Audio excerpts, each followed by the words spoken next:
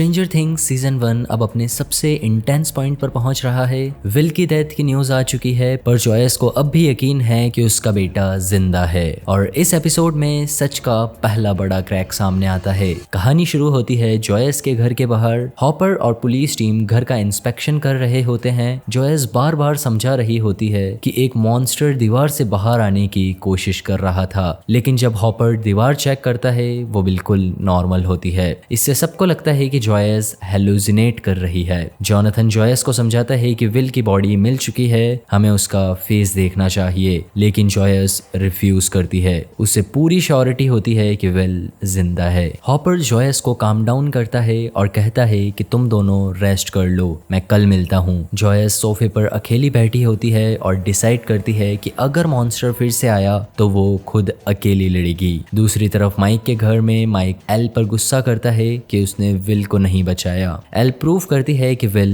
जिंदा है और उसकी आवाज वहां घर के स्पीकर में सुनाई देती है, पर माइक की आवाज विल तक नहीं पहुंच पाती। माइक हैरान रह जाता है और एल के नॉइस ब्लीड का कंफर्म होता है कि पावर यूज करने से हो रही है। हॉपर मॉर्ग पहुंचता है जहां विल की बॉडी रखी होती है। जॉनथन जॉयस को लेकर आता है ताकि वो बॉडी आइडेंटिफाई कर सके, लेकिन जॉयस एक नजर में कह देती है ये मेरा बेटा नहीं है। नैन्सी स्टीव से कन्फ्रंट करती है कि बारबरा मिसिंग है, पर स्टीव ज्यादा कंसर्न नहीं दिखाता। नैन्सी को लगता है कि स्टीव को बारबरा से ज्यादा अपने पेरेंट्स की डांट की चिंता है। नैन्सी वहां से गुस्से में चली जाती है। जॉयस घर लौटकर लाइट के जरिए विल से कम्युनिकेट कंटिन्यू करती है। जॉनथन उसको अपोज करता है और कहता है कि मैं फ्यूनरल अरेंज कर रहा हूँ, और जॉयस कहती है कि विल घर में ही है और वो उसे महसूस कर सकती है। जॉनथन इस बात से गुस्सा होता है और घर से चला जाता है। दूसरी ओर माइक, डस्टिन और लूकस एल को स्कूल ले जाने का प्लान बनाते हैं ताकि स्ट्रॉन्ग रेडियो के जरिए विल से कनेक्ट किया जा सके।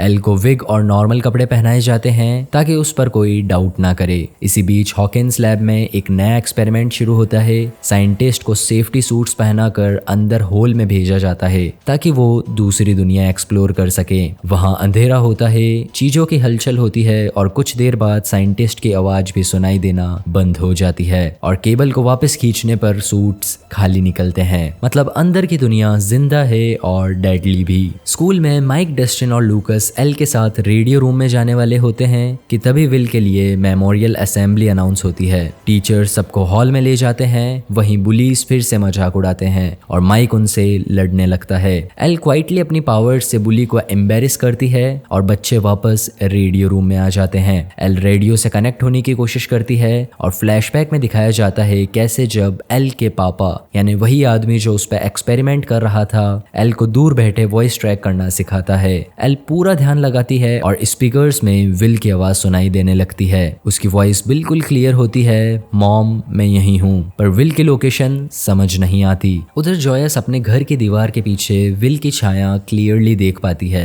विल चिल्ला कर कहता है मॉम हेल्प मी, मैं डर रहा हूँ। जॉयस दीवार को तोड़ने की कोशिश करती है, लेकिन दूसरी तरफ एक्सेस नहीं मिलता। अंदर जाने का दरवाजा तो है पर लॉक्ड है। जॉयस का भरोसा अब अनब्रेकेबल हो चुका है। नैन्सी जॉनथन के पास आती है और उससे पूछती है कि क्या उसने बारबरा की फोटोज क्लिक की थी। जॉनथन कंफर्म करता है और दोनों मिलकर पिक्चर को जूम इन करते हैं और पिक्चर में बारबरा के पीछे एक ब्लड मॉन्स्टर शेप दिखाई देता है। अब नैन्सी भी समझ जाती है कि जॉयस जो कह रही है वो सच हो सकता है। हॉपर अपनी सस्पिशियन फॉलो करता है और वापस मॉर्ग चला जाता है। वो गार्ड को इनसेपिशिएट करता है और विल की बॉडी को एग्जामिन करता है। जब हॉपर नाइफ से बॉडी को कट करता है तो अंदर कोटन निकलती है, यानी विल की बॉडी फेक थी। किसी ने deliberately man made body create की थी ताकि दुनिया को झूठ दिखाया जा सके। हॉपर शॉक में रह जाता है और डिसाइड करता है कि अब सच का रास्ता उसी लैब के अंदर जाकर मिलेगा। एपिसोड का लास्ट मोमेंट में जॉयस के घर उसका एक्स हस्बैंड लोनी आ जाता है।